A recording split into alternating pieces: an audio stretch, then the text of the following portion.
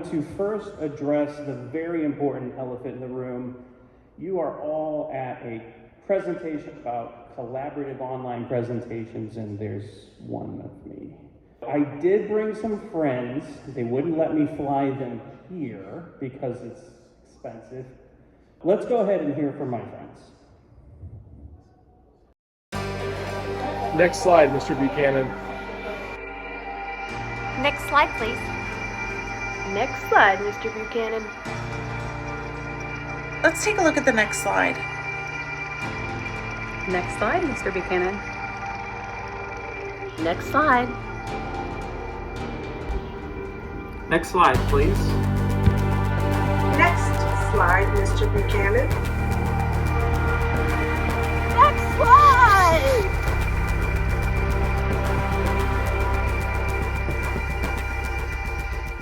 Yeah, my friends were kind of annoying. Sorry about that. Not a good way to start exactly annoying all of you. So, what we're here today to do is talk a little bit about next slide. So beyond that, how do we enhance collaborative virtual presentations?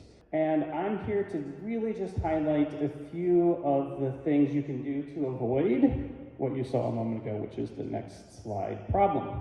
First and foremost, I need a new co-presenter because the ones on video were kind of annoying, but that's okay. So we're going to talk about Sophie. Everyone say hi to Sophie. Oh, that was pretty bad. Let's try again. Hi to Sophie. Thank you. So Sophie here is co-presenting with me, and she's doing a great job, laying out some really important information, getting you all excited. Clearly, I mean, the welcome that you gave was fantastic.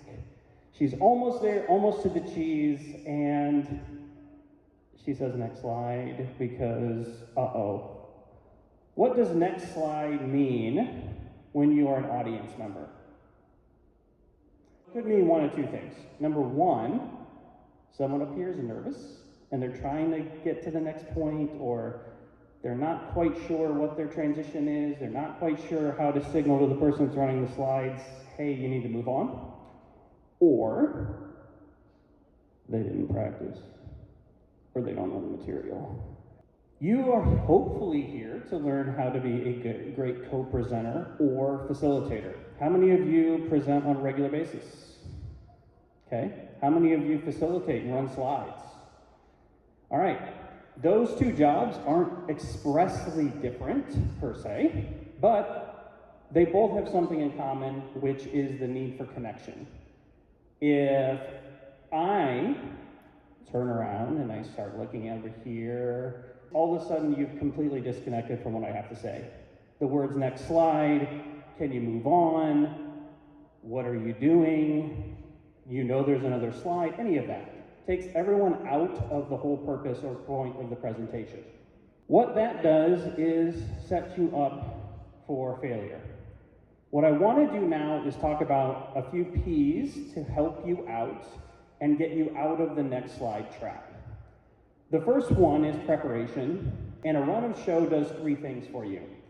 Number one, it gives you your timing, so lets you know what each particular slide or segment is supposed to be, what time, roundabout how much time you have for it. It'll also tell you who's presenting, and most importantly, if you do it right, it'll also give you your transitions. Someone that is getting ready to present can look at that real quick and know who they're after and who's next. The next thing that we have on the wonderful 3 Ps is preparation. If you have a run of show or an outline together, either one's fine, the next piece you'll want to do is put together the actual content. If you are in a world working with a SME, working with a faculty member, working with an ID or any number of other potential people, where you have the opportunity to co-create content, it is a fantastic place to be. Co-creating content gives you the opportunity to take ownership of that content, both or all 5 of you, depending on how many folks are presenting. It'll also let you weigh in on things like putting in an image that matters, or highlighting a particular person's skills. Those are all important things when you're putting together the content. But The best content in the world doesn't matter a whole lot if you don't spend some time on the illustrious third P, practice. I just provided a session, an all-day event last week, 4 sessions with 15 different presenters, all of whom I have not presented with before, which means we all had a short practice run to go through things like who goes first, who's running the slides, who's doing the chat, who's the one that moves from point to point. All of that is important and great to cover in a rehearsal or a practice. Now, some people love to do a minute-by-minute, full hour for an hour presentation. Some people like to do 30 minutes. What is important is that you know the things you need to know to move from point to point. The presentation is the point where you are connecting with your audience. You are avoiding that next slide trap. You are getting set so that you know what comes before you, what you are supposed to say, what your word or transition is to the next person. What advantage does this provide you as a presenter?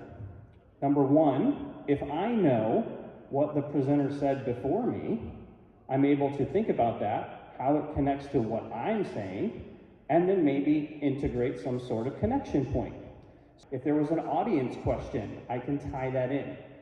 I can do all of that if I know what the person came before me was doing, what I'm doing, and then also what to avoid because the next person's going to cover it. The better you know the content, the better the flow, and the better the connection to your audience. The challenge is for each and every one of you to be a better co-presenter. I want you to be just a little bit better and just a little bit more aware so that when someone presents with you or you are in the position of being a facilitator, you're able to make those connections, keep the audience engaged, and keep the show moving forward. And by the way, don't say next slide. Thank you.